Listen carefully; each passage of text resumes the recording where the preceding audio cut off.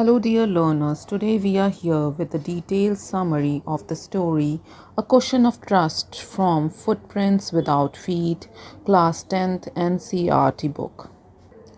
The chapter A Question of Trust is written by Victor Canning. So, first of all, let us know a little bit about Victor Canning. Victor Canning had lived from 1911 to 1986.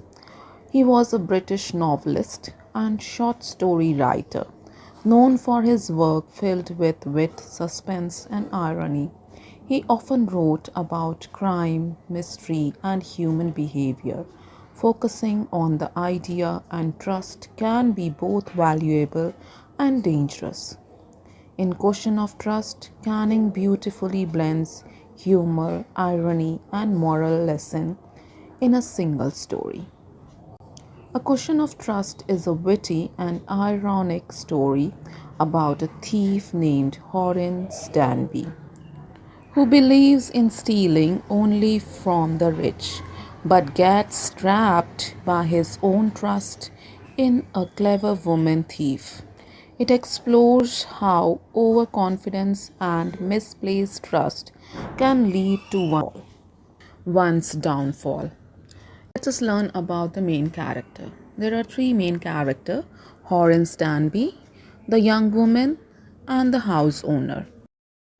Horace Danby is of about 50 years old, respectable looking man who is a locksmith by profession and a thief by choice. He loves books and steals once a year to buy rare books. Intelligent and overconfident. We can say that he is intelligent and careful but overconfident. A thief who steals only for books, loves order, precision, and planning. What are his weaknesses? Trusts people easily and gets emotionally influenced. Ironically punished not for stealing but for believing someone else's lie. The young woman, a smart, cunning lady who pretends to be the owner's wife.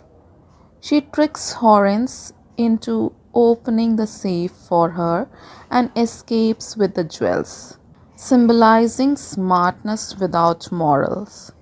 She uses her beauty and quick thinking to deceive Horace. We can say that she was clever, confident, and manipulative. The third important person is the house owner, the real owner who returns later and report the theft to the police. Now let us see how they met. Horace Danby seems like a respectable middle-aged man, 50 years. He made locks and lived a quiet life in a small house with two servants. However, once a year he committed a robbery, not out of greed but to buy rare and expensive books that he loved collecting. Horace carefully planned his crimes. He believed that stealing from the rich was not wrong if it hurts no one. Now let's see his perfect plan, what he made. One summer afternoon, Horace decided to rob a wealthy woman's house named Shootover Garage. He had studied the house for 2 weeks, noted the servants' routines, and chosen a time when everyone would be away. He wore gloves to avoid leaving fingerprints and carried tools to open the safe. Now, here comes the unexpected encounter. Just as Horace started working on the safe, a young, charming woman entered the room. She pretended to be the owner's wife and acted calmly, catching Horace off guard.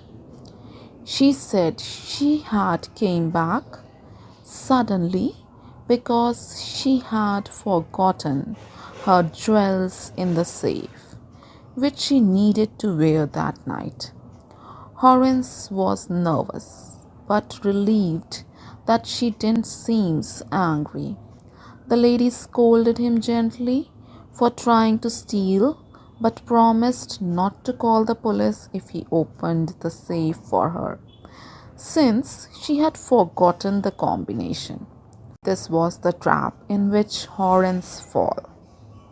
Believing her story, Horace opened the safe and handed her the jewels.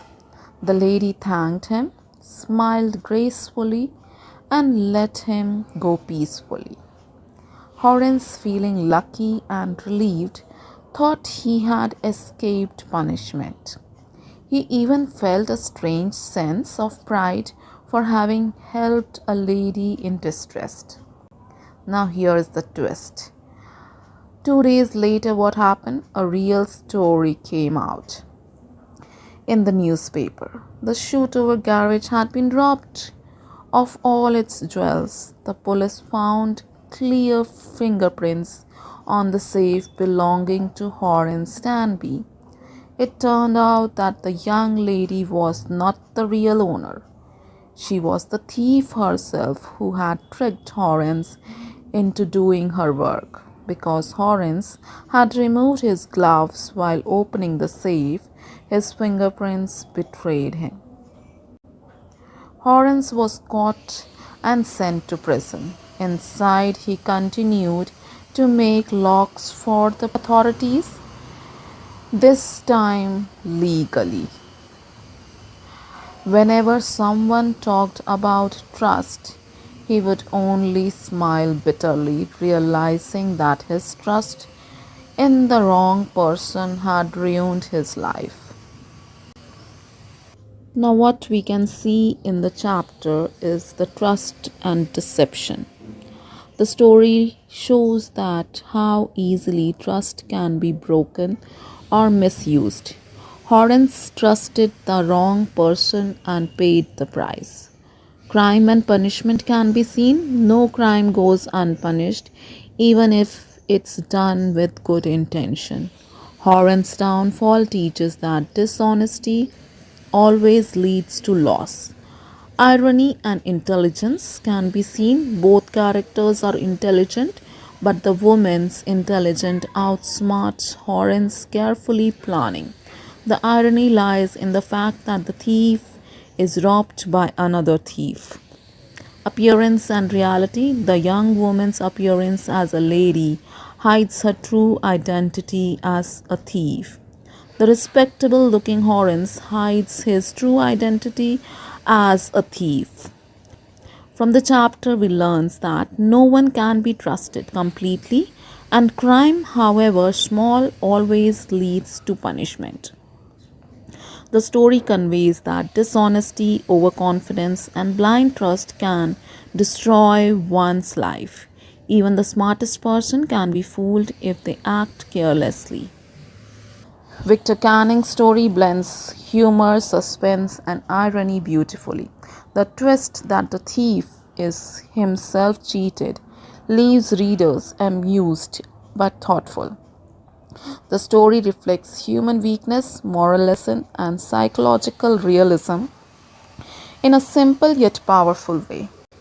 A Question of Trust is an ironic story where a thief is fooled by another thief.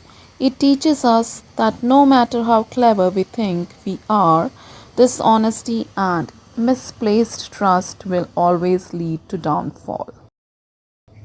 So this was the summary. Hope it's clear to everyone. If you have any doubts, remember to write in the comment box. Do remember to like, share and subscribe to English Hub. See you in the next video.